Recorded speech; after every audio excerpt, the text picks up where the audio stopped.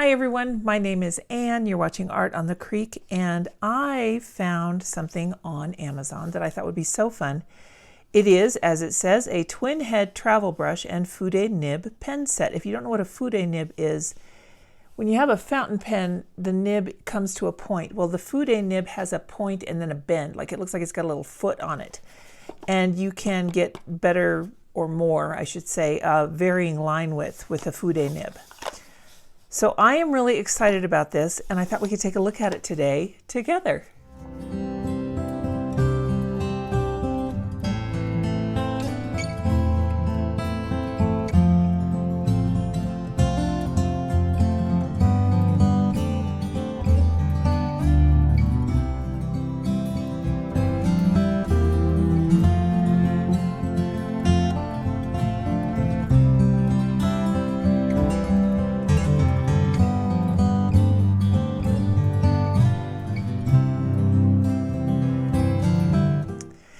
So when I got this, I was just really excited because it comes in a wooden case, and I thought it looked really pretty. I want to introduce you to my new studio friend. This is a little rabbit that my friend found for me when we were shopping together.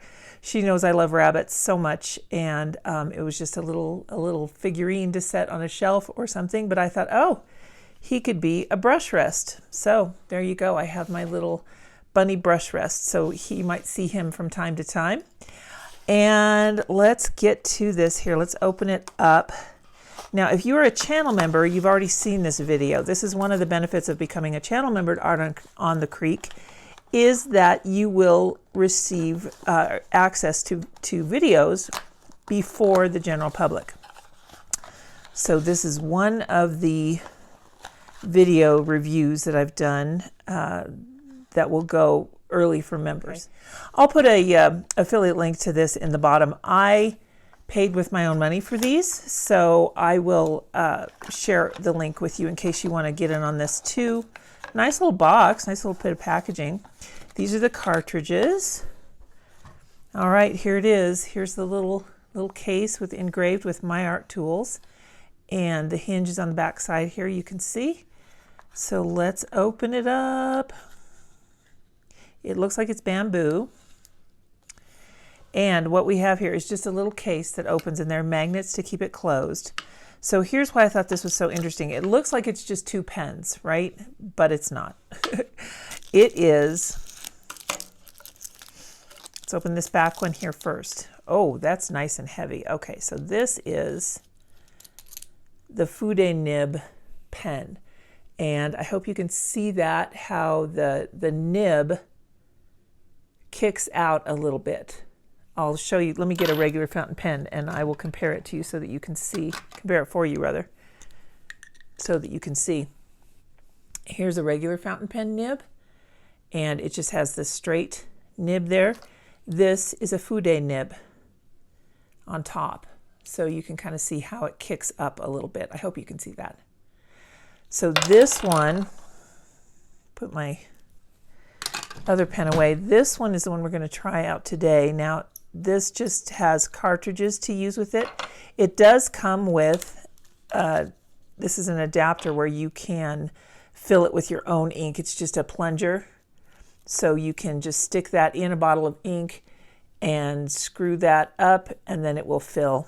And it's got a little agitator ball in there, and that's really nice if you're using the glitter inks, because then that glitter will keep fluid and it won't clog up your nib. But they sent these with it, and I think I'm going to use one of these today.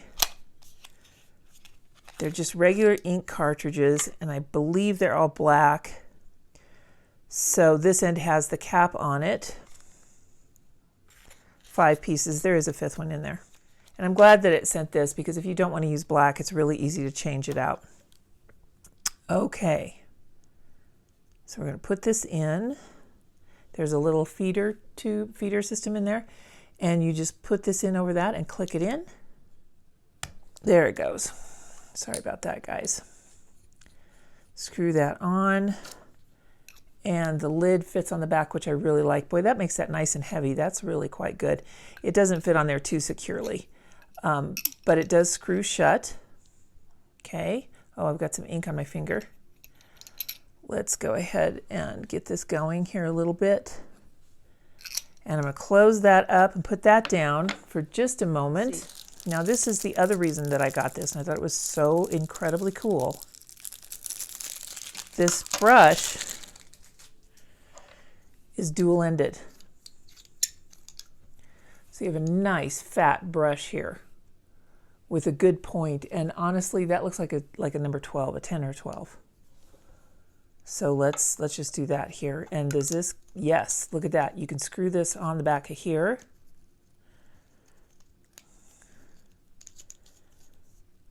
So that you've always got that long, nice long handle. Gosh, when you're traveling, this would be so great. Ooh, that's squeaky, sorry. And then here's the other side, which is about like a number 8. So I was very excited to get this and to play with it. And I want to share it with you guys here today. So let's paint something. First thing, let's see, I'm going to leave this like this. Make sure it's all straightened up. Put those to the side. I've cut up some 6" by 6" watercolor paper pieces here. Now I've got this part sped up a little bit because this isn't meant to be a tutorial. I just want to demonstrate this pen, and I hope you can see how the width of these lines really varies so nicely. This is really almost comes out looking like a flexible felt tip pen, and I'm really thrilled with the graphic nature of the drawing that I can get here. I'm just kind of playing around here. We're putting in 3 little rose or ranunculus blossoms, some eucalyptus, some random leaves, and then this one over here might be a dogwood. Just really having fun playing with the different widths of lines that are in there. Let's put some lavender in. Let's see, maybe one stem over here, and I think that might be it, good enough to start with anyway. So let's make sure this is really dry, and then we can go ahead and start to paint. I am a Da Vinci Paint Company ambassador, and I just happen to have this random collection of Da Vinci paints here that I'm using, and I thought it would be really fun to test this paper with this brush. Now the brush is a man-made filament, but this paper is by Hippie Crafter, and it says it's a professional watercolor paper. When I first reviewed it, I really didn't like it. Second time I used it, I thought, wait a second, this might be okay. I feel a lot of drag on this paper when I'm using it.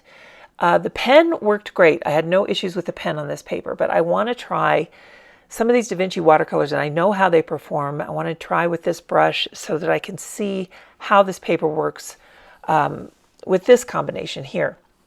So I'm just going to go in with some water and test the permanence of this ink. And you know what? I think it is pretty much a permanent ink. I wouldn't say it's waterproof, but I would say it's about as good as Noodler's if you've used that one.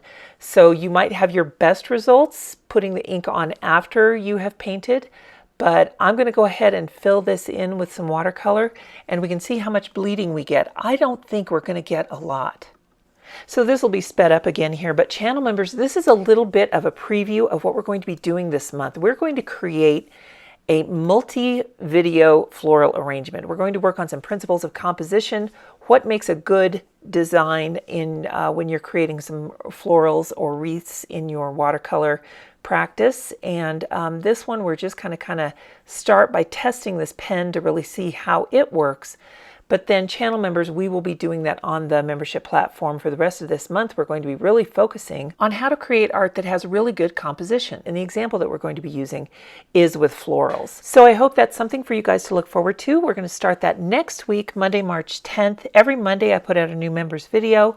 And don't forget, members, if I don't have your mailing address yet, let me know. Send me an email, and my email is right in the description of this video down below. If you send me an email with your address and give me your permission, then I can add you to the physical mail that I send out once a month, where you can receive happy mail from me. In the past, I've sent you guys bookmarks, art prints. You've got stickers, you've had samples of paper, you've had dot card samples of watercolors. So there's all kinds of fun that we have as channel members, and if you wanted to come in at the Pikes Peak level, which is the highest level, then you can also have access to my digital e-newsletter once a month. So send me an email down below if you're a member and you're not taking advantage of all of your benefits. And if you'd like to start a membership today, there's a link down below for that as well. So let's take a look at how this pen and ink perform on this paper. First of all, I love it. The paper with this this brush and the watercolor, I'm feeling that drag again, and it's kind of bothering me. So I don't know if I can recommend this paper or not. But what I can recommend is this pen. It writes very, very well. The only bits of bleeding you see are from the watercolor going on after. So let's try something new this time. Let's go ahead and put the watercolor on first, and then we'll come in later with the ink, and let's see how it performs there. And to do this test, I kind of want to start with something a little bit graphic in nature. So let's draw our bunny, and we'll use 2 shades of paint to just kind of get that carved dimensional look that he has. And now let's go in. I've got this at regular speed now, so you guys can kind of see how you can change the width of the line. I will admit it's very subtle, but for those of you who have used fountain pen ink, or maybe you've used a flexible nib pen, I think you can really see how this line width really is more dynamic than if we were just to use a regular pigment liner, something like that, or a regular straight fountain pen. We're able to really get some flex in here, change the width of these lines, and really make this cute little bunny kind of graphic in nature, and I really like that. There's a lot of art that I really like to create that is in a comic book style, and I think that this pen nib is really going to help with that. I'm enjoying this very much, and using it over the watercolor when it's finished is really where this pen shines. So that's one thing that that I would say whenever you're using ink and wash, you know, test your paper really, really well. I may not have, your ink really well. I may not have let it dry enough. But one thing I do know is that for ink and wash, it's a beautiful, beautiful pen, and I think we can have a lot of fun. Let's do one more scene here. I think we're going to do a mountain scene and put the ink on at the end, and then we can see just how fun this combination can be. This time I want to use both ends of this brush, and I want to also try some dry brush technique, and wow, it works fabulously, you guys. This brush is really nice. And the other thing I really kind of like about it is normally when you have a travel set, the brushes are on the smaller side, and this little set is compact enough that you could add it to what you've already got going and really enhance what you've got in your travel kit, or just whatever you use at home, with a brush that's got a really good belly on it. You've got this massive size 12 or size 10 or 12 round brush on the one end and an 8 on the other, and typically when you're using travel brushes, you're working with a 4 or a 6 round. So this really gives you a lot more option. It's compact, it'll easily fit in your travel kit, and it won't weigh you down with any extra added brushes. And honestly, the tip on these brushes is so good that you can really get in and do a lot of nice fine detail with it.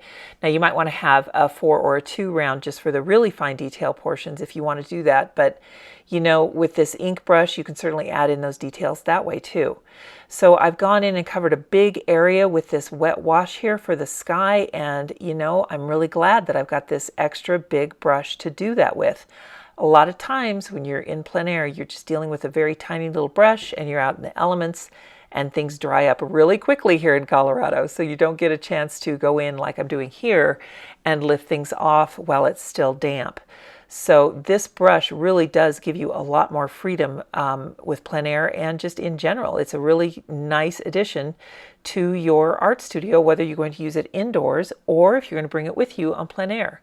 So you guys, I think that this is really a fun little set to add, and let's just get this dry here and take a look at the final pieces.